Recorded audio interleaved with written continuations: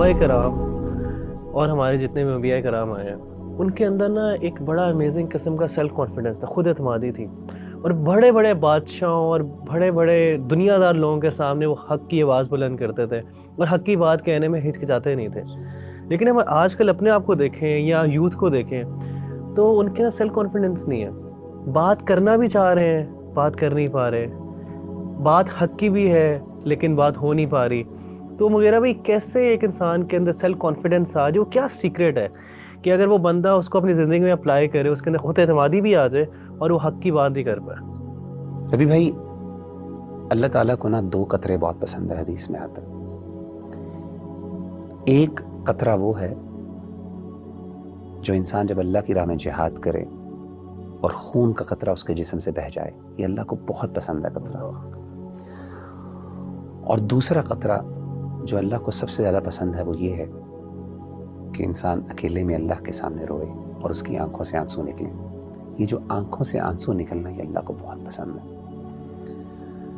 میری نظر میں سیکرٹ جو ہے نا خود اعتمادی کا اور ایسا کانفیڈنس کہ جس میں انسان سمجھے کہ میرے سامنے بادشاہ بھی کچھ نہیں ہے، انسان اپنے آپ کو اتنا بڑا سمجھے، یہ تبھی ہوتا ہے جب انسان کی خلوت پاک ہو جائے، انسان کی آئسولیشن پاک ہو، یعنی دروازے بند ہو گئے ہیں، پردے ڈل گئے ہیں، کوئی دیکھنے والا نہیں ہے، گناہ کے مواقع موجود ہیں، ذرائع موجود ہیں، اپرچونٹیز موجود ہیں گناہ کی، لیکن انسان اللہ سے حیا کھا لے، اسے اس بات کا احساس ہو کہ میرا رب مجھے دیکھ رہا ہے، اس کو اپنے آپ سے شرم آئے، اپنے آپ کو دیکھیں۔ ہر بندہ چاہتا ہے اپنے آپ کو اچھا دیکھنا، کوئی بندہ برا نہیں دیکھنا چاہتا۔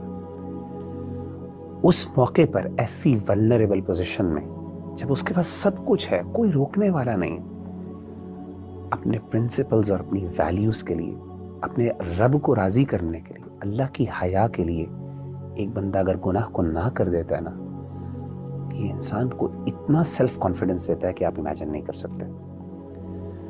نبی صلی اللہ علیہ وآلہ وسلم کی بڑی پیاری حدیث ہے، آپ نے فرمایا کہ سبعۃ یظلھم اللہ فی ظلہ یوم لا ظل الا ظلہ۔ 7 قسم کے ایسے لوگ ہیں جن کو اللہ قیامت کے دن اپنے عرش کا سایہ نصیب فرمائیں گے، جب اس دن اس سائے کے علاوہ کوئی اور سایہ نہیں ہوگا۔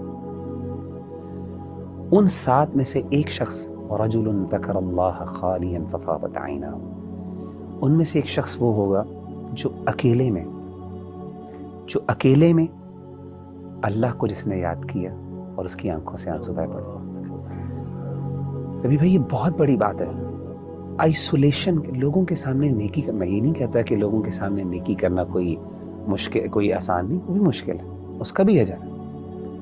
ظاہر ہے انسان کی کچھ نیکیاں ایسی ہیں جو ایک سوشل سیٹنگ میں ہوتی، لیکن اصل انسان کے کردار کا پتہ چلتا ہے جب انسان اکیلے ہوتا ہے۔ میں بتاؤں، اور میں سمجھتا ہوں کہ کسی بندے کا اصل تقوی اور اصل کردار تبھی جج ہو جاتا ہے جب وہ بندہ اکیلا ہوتا ہے۔ اور میں بتاؤں، انسان کی سب سے زیادہ خلوت کو دنیا میں جاننے والا کون ہوتا ہے؟ انسان کی وائف ہوتی ہے، بیوی۔ اللہ کے بعد اللہ کو تو پتہ ہی پتہ، دنیا کے اندر انسان کی خلوت کو سب سے زیادہ جاننے والا انسان کی بیوی ہوتی ہے۔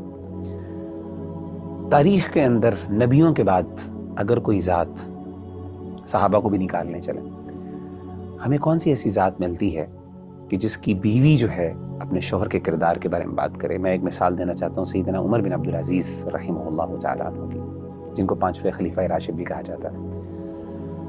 میں حیران ہوا ان کی سیرت پڑھ کے کہ آپ کی وائف نے یہ اپنے شوہر کے بارے میں کہا، الفاظ کچھ یوں تھے کہ واللہ، اللہ کی قسم، ما رأیت احدا اتقى من زوجی، اللہ کی قسم میں نے اپنی زندگی میں کبھی بھی اپنے شوہر سے زیادہ اللہ سے ڈرنے والا کوئی شخص نہیں دیکھا۔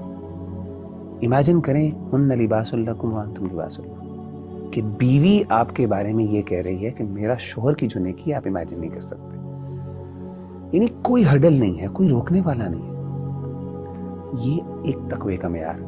انسان جب تقوی کے اس لیول پر ہوتا ہے تو اس وقت انسان کو جو اعتماد نصیب ہوتا ہے اور اللہ کی طرف سے جو انسان کو خود اعتمادی گفٹ کی جاتی ہے، میں کہتا ہوں یہ با کردار آدمی ہوتا ہے، یہ بندہ ہوتا ہے جو بڑے بڑے بادشاہوں کے سامنے حق کے لیے ڈٹ جاتا ہے، جس کے لیے اپنا آپ، جو اپنے آپ کو نیچا کر دے، جو اپنے آپ کے خلاف ڈٹ جاتا ہے، وہ پھر دنیا کے خلاف بھی ڈٹ سکتا ہے۔ سب سے مشکل تو اپنی ذات کے خلاف کھڑا ہونا ہوتا ہے۔